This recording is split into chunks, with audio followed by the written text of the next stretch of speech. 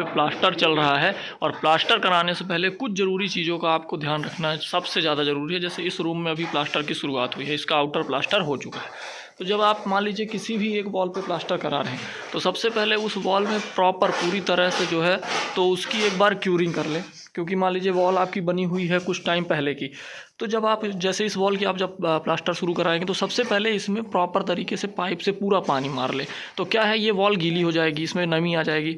फिर जब नमी आ जाए तो इसमें प्रॉपर सीमेंट का जो घोला होता है वो घोला आपको पूरी वॉल पे चढ़ाना है जहाँ पे प्लास्टर होना है। तो बिल्कुल उसी तरीके से यहाँ पे प्लास्टर का काम चल रहा है। पहले तो वॉल को पूरी तरह से गीला कर लिया गया, फिर उसके बाद क्या है उसमें घोला चढ़ा रहे हैं। ये आप देखिए, ये घोला चढ़ा रहे हैं और घोला चढ़ाने के बाद जो है सीमेंट का, इसमें आप प्रॉपर तरीके से प्लास्टर मार सकते हैं।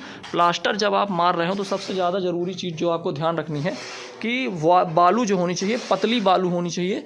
यदि देखिए यहाँ प्लास्टर का मसाला बन रहा है, अब ये बालू पतली होनी चाहिए, और यदि पतली बालू नहीं है तो इसको जो है तो छन्ने से छान लेना है ना काका?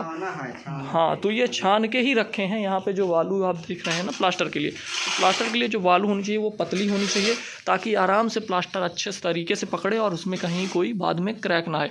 और साथ में जो सीमेंट है, सीमेंट का रेशियो प्लास्टर के लिए आप 1:5 का रखिए, 1:5 से ज़्यादा ना रखिए, क्योंकि यहाँ normal dura UltraTech cement use हो रही है।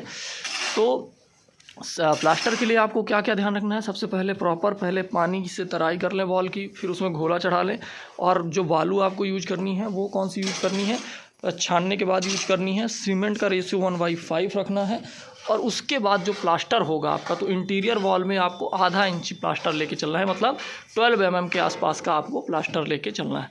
तो ये सारी चीज़ें आपको ज़रूर ध्यान रखनी है। फिर जैसे ही 24 घंटे हो जाए प्लास्टर के लिए, तो 24 घंटे के बाद आपको प्लास्टर में प्रॉपर क्यूरिंग करनी है। और क्यूरिंग आपको प्लास्टर में 15 दिन कम से कम कंटिन्यू क्यूरिंग करनी है। सो आई होप प्लास्टर आपको कैसे कराना है इस चीज़ की सारी जानकारी आपको ढंग से मिल गई होगी। और जो जहाँ ये इस तरह के गैप आते हैं यहाँ पे स्पेशल तरीके से पहले प्लास्टर का मसाला भर लेना है और फिर